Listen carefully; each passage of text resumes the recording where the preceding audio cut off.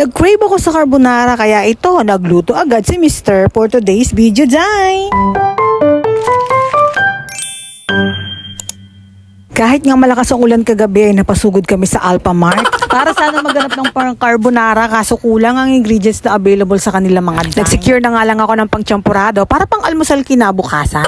Buti na nga lang ay may usib na malapit sa amin. Kaya dito na kami napatakbo ng bili. Mabuti na nga lang at kumpleto ang pang-carbonara dito sa usib. Meron nga sila dito yung may pasta na tapos may carbonara sauce kaso lang ayaw ni Mr. nun. Mas gusto nyo pa rin siya yung magtitimpla ng sauce. So magluluto na nga tayo ng carbonara na lahat ng ingredients ay nanggaling lang sa usib. Diyan na nga pinakuloan ni Mr. yung pasta para isang kaldero na lang daw yung gagamit. Try nyo itong winner bacon sa usib. In fairness, winner naman ang lasa niya plus 99 pesos lang yan. Syempre, hindi carbonara yan kung walang mushroom yan. Nung okay na nga yung pasta, ay sinimulan na ni Mr. ang carbonara sauce. Butter syempre para hindi nakakaumay. Tapos prituhin yung bacon. Masarap yan kapag matusta-tusta yung bacon, di ba? Ilagay mo na ngayon yung sibuyas at saka yung mushroom. Tapos dapat paapuyin mo rin hanggang sa masunog yung bahay nyo.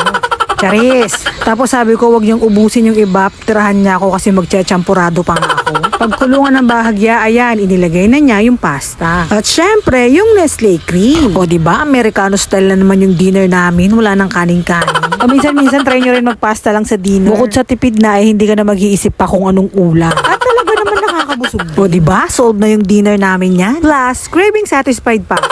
Sa November 1 nga ay mamimigay tayo ng 500 pesos sa GCash.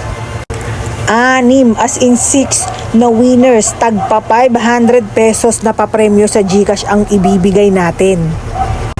At kung gusto mo ring manalo ng 500 pesos ay ilalagay ko sa comment section ang link ng video kung paano ka makakasali.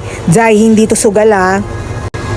6 ang pipiliin natin kaya more chances of winning. Siguraduhin lang na napanood mo ang video at napalo mo ang mga mechanics kung paano ka mananalo. Yun lang mga Jai. Please like, share, and follow!